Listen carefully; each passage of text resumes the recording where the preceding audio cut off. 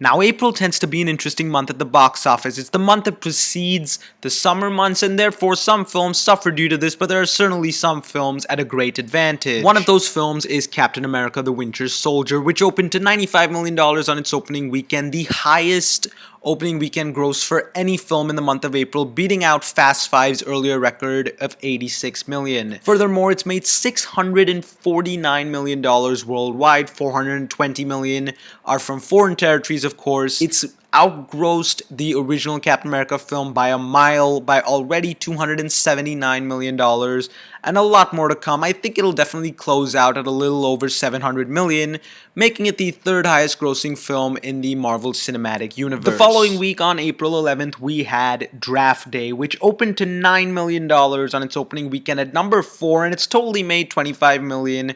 Domestically, of course. Its foreign take is really not that much, and it's unfortunate. The thing is, a sports film like this should do well, especially more so domestically, although its international appeal isn't that high. Furthermore, the word of mouth and the genuine reviews haven't really attracted viewers to this film like other sports films such as Moneyball, which grossed over $100 million worldwide, and it's unfortunate that Kevin Costner has not been a big enough box office draw. On the same weekend, we had Oculus, which has currently made $27 million worldwide, 25 of which are from the US alone. It's another film that doesn't have all that much of an international appeal.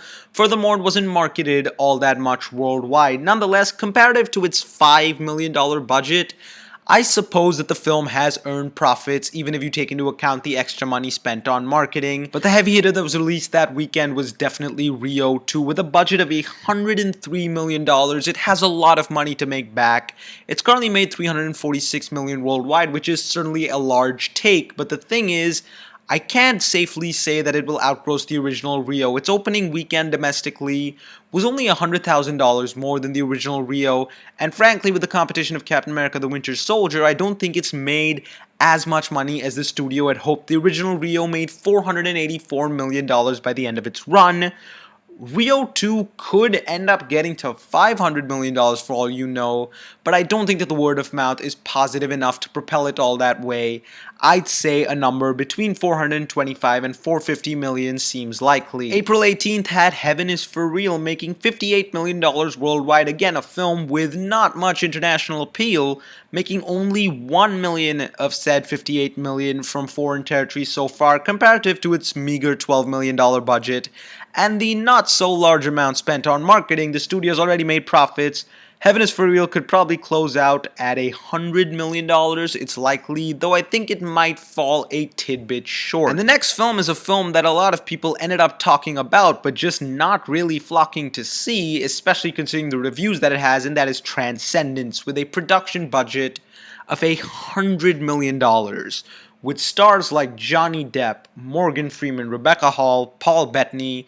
Seemingly a large amount of money should have been made, but it opened to $10.8 million domestically and has currently made $53 million in its first 2 weeks, which is a shockingly small number in my personal opinion. The thing is, this film should have made a lot more considering the amount of marketing.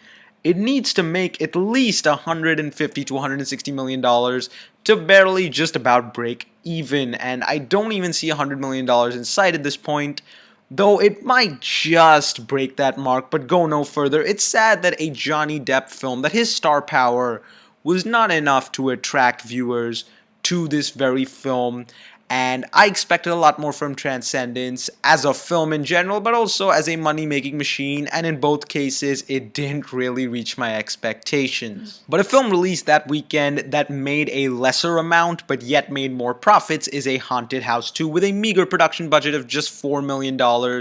Really, it didn't need to make all that much, and it's already made $15 million domestically, and it's probably going to end up releasing in a few foreign territories, and it's definitely going to slowly make money. Closing out at even $30 million would be enough for it, even though it's got nowhere near the original Haunted House film. Nonetheless, these numbers are good for the film that it is and for the meager production budget that it has, but still, you cannot call this the winner of April. And neither can you call Brick Mansions the winner of April either. On April 25th, it released with a budget of $28 million. It's made 11 million domestically so far. The foreign totals haven't yet been calculated, and it opened to number 5, which is unfortunate considering Paul Walker did not manage to draw in enough people to watch this film. Then again, the word of mouth really was not positive. There wasn't much marketing done for the film itself. So in that sense, I'm not surprised, but I thought considering his passing, and considering the fan following he did have, I was hoping it would end up making more money. But the film that seemed to have won is The Other Woman, opening to $24 million domestically, making 53 worldwide in its first week alone. Those are solid numbers for the kind of film it is, considering its production budget is $40 million. It's probably going to end up making between 100 and 150 million worldwide, and considering the demographic that it's appealing to, I'm not so surprised. Women do not have a lot of films that they are looking forward to in this particular time period. With things like Captain America and Transcendence, that might not be their cup of tea per se.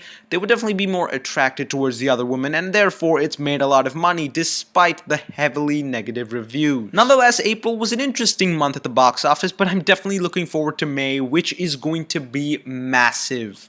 And it better be, because it's the opening of the summer season for 2014. Now something new I'm starting, which is to crown the box office bomb and the box office boss for the month of April. The box office bomb is undoubtedly Transcendence. Despite the fact that it's outgrossed certain other films this month, it's got nowhere near its budget. It should have made a lot more, it just hasn't. And the obvious box office boss is Captain America, the Winter Soldier.